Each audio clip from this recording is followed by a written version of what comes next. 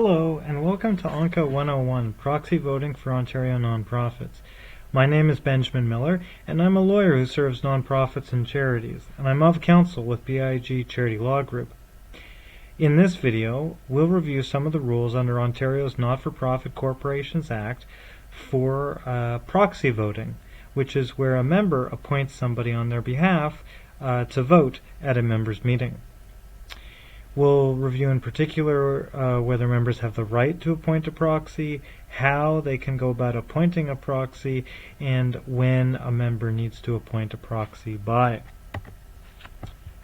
Just a quick disclaimer before beginning, the following presentation is general legal information, not legal advice tailored to your situation.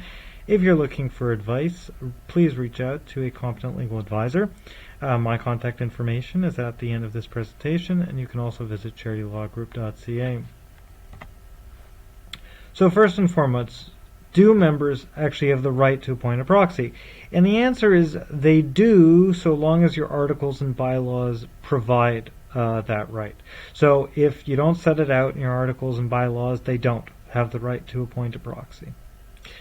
The members may appoint anyone as a proxy holder, so they can send anybody to vote on their behalf at the meeting. But your bylaws can require that the proxy holder be a member of the organization.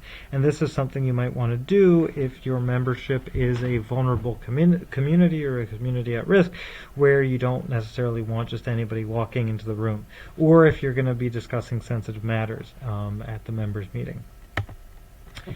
So a person wants to appoint a proxy. How do they actually go about doing this? Well, a member must sign a proxy form authorizing somebody else to vote on their behalf, and that proxy form has to follow the rules in Ontario's Not-for-Profit Corporations Act regulations. So here are some of the major requirements set out in the regulations for what the proxy form has to look like. There are others. So go visit those regulations, but here are a few. Number one, the form, which is provided, by the way, by the organization to the person who's appointing the proxy, and this is done as part of the notice of the meeting. So this is called a solicitation. The form has to, in bold, indicate the meeting that the proxy is being appointed for. So for example, you would say general meeting, September 19th, 2021. In bold, it has to explain to the member that they have a right to appoint a proxy and how to do so. For example, it would say something like, you can appoint a proxy to vote on your behalf, and you need to submit it to the secretary by such and such a date, and to do so by email.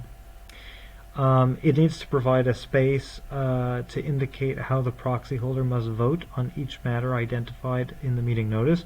So you could do something, and I've seen this done, where you have like a list of questions, and then yes or no, and then the person can check the box for how they want the proxy holder to vote on their behalf. So that's one example, but you can also just provide a blank space, either indicating yes or no, or whether they want them to vote at all.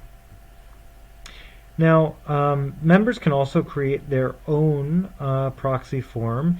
In the proxy form, they have to indicate the meeting the proxy form is for, how they want the proxy holder to vote, and whether this proxy form was solicited by management or whether they're doing this on their own initiative. And it's up to you to decide whether this complies with ONCA or not. So finally, when does a person need to appoint the proxy by? So directors of the nonprofit have to set a time, a deadline by which the appointment has to happen, and that deadline has to be at least 48 hours before the meeting. The directors must list this deadline in the meeting notice, so they can't surprise people with, sorry, too late, the deadline was last week actually. So you need to be clear and transparent and give people a genuine opportunity to appoint a proxy if they want to. So that's a general overview of Ontario Not-for-Profit Corporations Act rules dealing with proxy voting. If you have any questions, feel free to reach out to me at benjamin.miller@charitylawgroup.ca or just visit charitylawgroup.ca, and I'm sure someone would be happy to take your question.